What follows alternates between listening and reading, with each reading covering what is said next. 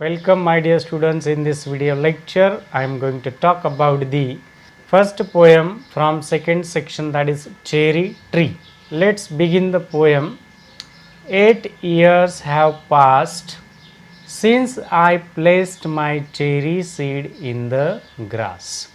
So here my dear students, the poem begins with the poet recalling that 8 years ago he had placed a cherry seed in the grass. विद्यार्थी मित्रांनो, Ruskin Bond या कवींना या ठिकाणी आठवण येते की 8 वर्षांपूर्वी माझ्या घरासमोर जिथे गवत होतं त्या ठिकाणी मी चेरी ट्रीचे सीड म्हणजे जे काही बियाणं असतं, बीज, as you can see in the first image there are बीज ऑफ चेरी ट्री. तर ते बीज मी त्या ग्रासमध्ये त्या ठिकाणी लावलेलं होतं. आता 8 वर्ष उलटून गेली, त्याची आठवण कवींना या ठिकाणी येते. आणि मग पुढे काय म्हणतात बघा, must have a tree of my on I said. मग कवी म्हणतात की कदाचित त्याच मोठं झाड झालं असावं. As you can see the cherry tree in this second image. And water it once and went to bed and forgot. But cherries have a way of growing, though no one's caring very much or knowing. कवी पुढे या ठिकाणी आपल्याला कवितेमध्ये म्हणतात की 8 वर्षांपूर्वी मी कुठेतरी गवतामध्ये चेरी ट्रीजचे जे काही सीड्स असतात ते लावले, म्हणजे बियाणं पेरलं, आणि एकदाच मी त्या झाडाला पाणी घातलं होतं. नंतर कुणी दिलं की नाही माहीत नाही. नंतर कवी हे झोपायला गेले बेडवर आणि पूर्णपणे विसरून गेले की मी कधीतरी कुठेतरी चेरी ट्रीचं बियाणं पेरलं आहे किंवा नाही. परंतु नॅचरली त्या चेरी ट्रीचं जे काही ग्रोविंग असतं ते ग्रोविंग मात्र त्या ठिकाणी होत होतं. परंतु त्या चेरी ट्रीचं बॅड लक की जसं प्लांट लावल्यानंतर आपण केअर करतो तसं केअर करणारं मात्र कुणीही नव्हतं. तरीसुद्धा ते निसर्गाच्या सानिध्यामध्ये जरी प्रतिकूल परिस्थिती असली तरीसुद्धा the cherry tree, small plant, it was growing though nobody knows about it. And suddenly that summer, near the end of May, I found a tree had come to stay. मग विद्यार्थी मित्रांनो, या ठिकाणी बघा, out of 3 seasons 1 season is mention, that is summer. म्हणजे summer सीझनमध्ये मे महिन्याच्या शेवटी त्या ठिकाणी एक छोटंसं का असेना परंतु चेरी ट्री वाढताना दिसून आलेला आहे. It was a very small 5 months child, lost in the tall grass running wild. As you can see in the image, उंच उंच गवतांमध्ये जणू काही 5 वर्षाचं लहान बाळ जसं हरवून जातं त्या पद्धतीने जणू काही त्या उंच उंच गवतामध्ये चेरी ट्रीचं सीड जे लावलं होतं रस्किन बॉन्ड यांनी, ते आता 5 महिन्याचं प्लांट झालेलं आहे आणि ते उंच उंच गवतांमध्ये जणू काही हरवलेलं आहे, कुणाच्या लक्षातच येत नाही. Goats eat the leaves, the grass cutter scythe split it apart and monsoon blight shrivelled the slender stem. My dear students, now try to understand that how that small plant of cherry tree has a struggling with the adverse condition of nature. विद्यार्थी मित्रांनो, या ठिकाणी आपल्याला समजून यायचं आहे, there is nobody to take care of it now. कारण 8 वर्षांपूर्वी त्यांनी ते बियाणं पेरलेलं, मात्र ते आता पूर्णपणे विसरून गेलेले आहेत, त्यांचं लक्ष नाही. तरीसुद्धा automatically how that are naturally how that plant grows, how it is growing and fighting with the adverse condition of nature.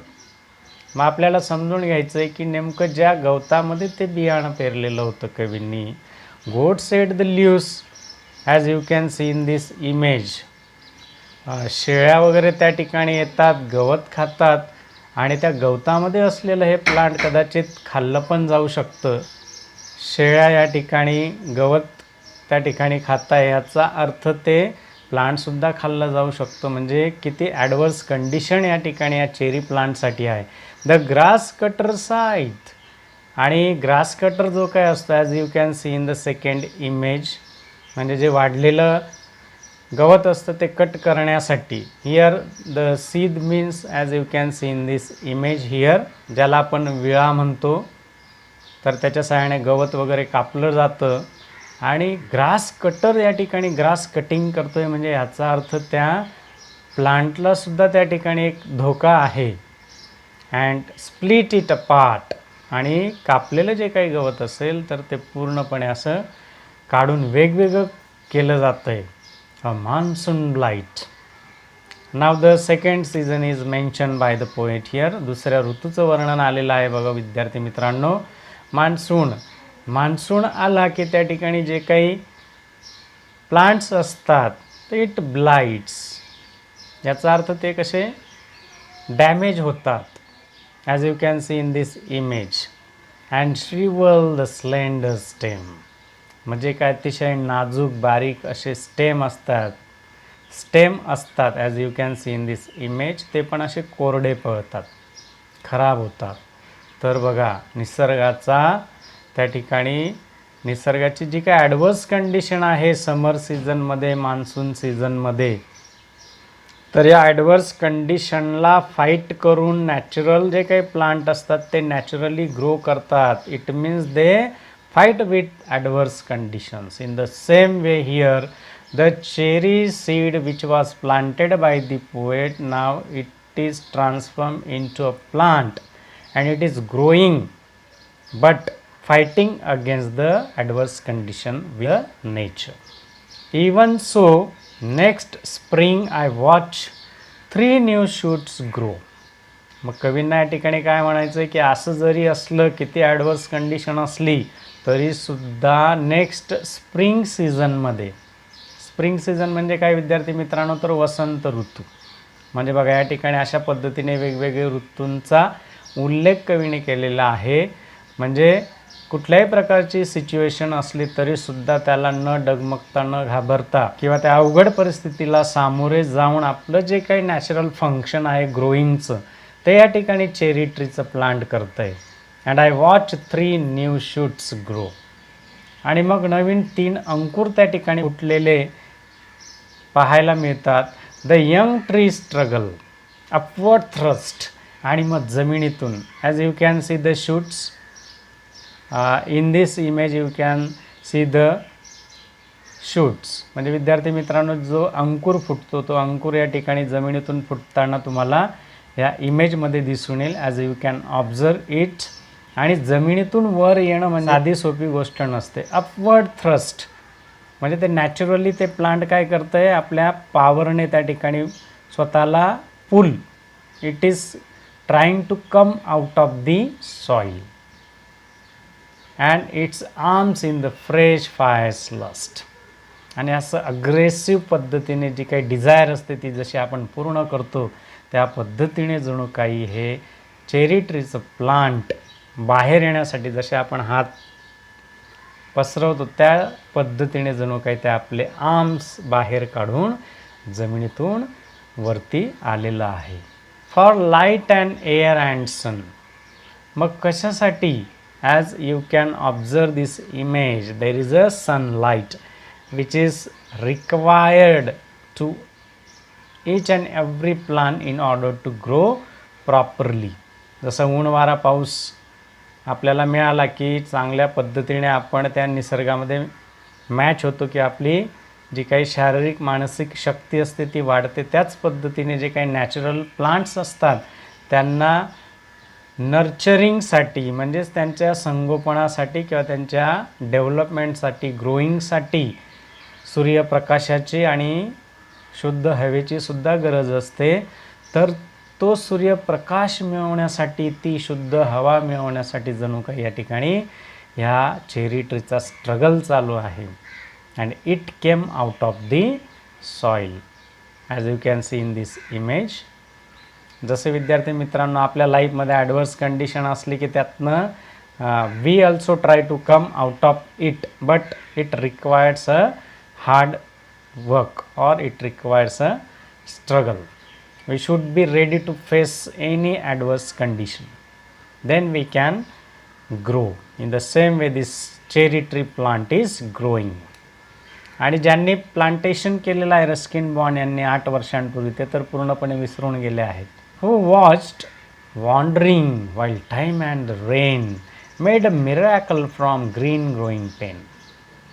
आणि मग अशा प्रकारच्या निग्लेक्टेड ट्री प्लांटला त्या निसर्गाच्या वेगवेगळ्या ॲडवर्स कंडिशन्सला फेस करणं काही साधी सोपी गोष्ट नसते विद्यार्थी मित्रांनो. मग त्या वेळेनुसार त्या काळानुसार जणू काही निसर्गाचा चमत्कार होणार आणि हे नॅचरली चेरी ट्रीचं जे काही प्लांट आहे ते सर्व वेदना सहन करून, जसं आपण जर कोणाचा सपोर्ट मिळाला नाही तर खूप स्टडी करतो, खूप स्ट्रगल करतो आणि स्वतःच्या पायावर आपण उभं राहून दाखवतो, म्हणजे सक्सेस मिळवून दाखवतो. In the same way here the cherry tree is growing itself. Nobody is there, even the poet is not there to look after it. The cherry tree is trying to come out of the soil in the form of plant struggling with adverse condition in the nature. I went away next year, spent a season in Kashmir. मग काय झालं विद्यार्थी मित्रांनो, कवी Ruskin bond next इयरला काश्मीर या ठिकाणी निघून गेले. As you can see the image of Kashmir, it is just like a heaven, looks very beautiful. Now the poet Ruskin Bond has went to Kashmir in order to spend a season, came back thinner, rather poor, but richer by a cherry tree at my door, 6 feet high, my own dark cherry. मग कवींना काय म्हणायचं विद्यार्थी मित्रांनो, काश्मीरवरनं जेव्हा ते परत आल्यानंतर आपल्याला असं वाटतं की बाहेर गेलेला व्यक्ती खूप पैसे कमवून आणतो, खूप श्रीमंत होऊन आले असतील. मात्र रस्किन बॉन्ड हे श्रीमंत न होता गरीब म्हणून परत आले. Means he had not enough money but richer by a cherry tree at my door. मात्र त्यांचं असं म्हणणं आहे की मी खूप म्हणजे असं स्वतःला एक श्रीमंत समजतोय. कुठल्या बाबतीत? His heart is full of Joy now, because the seed which was planted by him before 8 years ago, now it is transformed in the form of cherry tree and that is also 6 feet high. म्हणजे 6 फूट उंचीचं, माणसाच्या उंची एवढ्या उंचीचं मोठं cherry tree त्यांना अंगणामध्ये वाढलेलं बघायला मिळतं आणि त्या आनंदाने ते पूर्णपणे भारावून गेलेलं आहे.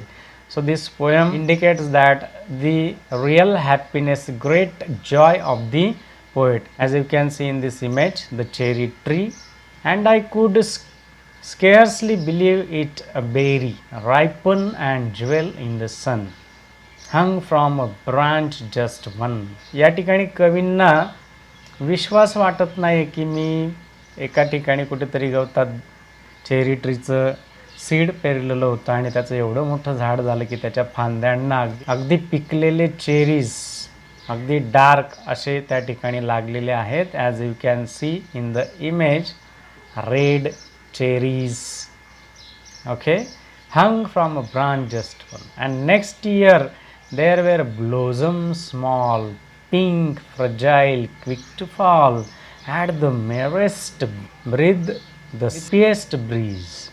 आणि कवींचं या ठिकाणी म्हणणं आहे की नेक्स्ट इयर त्या ठिकाणी छोट्या छोट्या स्वरूपामध्ये ते जे काही आहे चेरी ट्री, ते त्याचे जे काही फ्लॉवर्स ते असे ब्लॉझम म्हणजे उमलत जाणार आहेत. And that is also pink colour, as you can see in this image, fragile, ते अतिशय नाजूक असतात विद्यार्थी मित्रांनो. Quick to fall, at the merest breath the slightest breeze, म्हणजे अशी हवेची झुळूक आली किंवा वारा आला तर काय होणार, ते इतकं नाजूक आहे की ते कोलमडू शकतं, खाली पडू शकतं.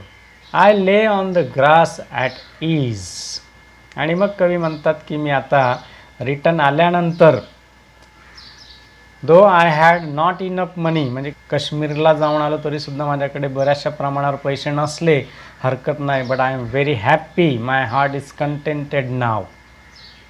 And why? Because the seed I have planted now it became a cherry tree. And looking up through lives at the blue blind sky, at the finches as they flew and flitted through the dapple green. मग कवींना म्हणायचं आहे की मस्त मी त्या cherry ट्रीच्या झाडाखाली जे काही हिरवगार गवत होतं त्या गवतावर येऊन असं मस्त झोपलो, as you can see in this image. आणि मग जी हिरवीगार अशी पानं होती त्या पानांमधून संध्याकाळच्या वेळेचं वातावरण आहे, as you can see in this second image. तर निळभोर असं आभाळ मला त्या हिरव्या पानांमधून दिसतंय. एवढंच नव्हे तर फिंच नावाचा जो काही सिंगिंग बर्ड आहे, as you can see in this image, ते असे मस्त फ्लाईंग करताना, the finches singing birds are flying in the sky. तर ते दृश्य अतिशय नयनरम्य मला अगदी ग्रेट जॉय देणारं मला दिसून येतं आहे. And flitted through the dappled green. अशा प्रकारच्या त्या पॅचमधून उडताना हे पक्षी सुंदर पद्धतीचं एक नॅचरल ब्युटीनेसचा जो काही एक्सपिरियन्स असतो तो एक्सपिरियन्स या ठिकाणी रस्किन बॉन्ड यांना एक ग्रेट जॉय देऊन जातो आहे. While bees in and ecstasy drank of nectar from each bloom and the sun sank swiftly.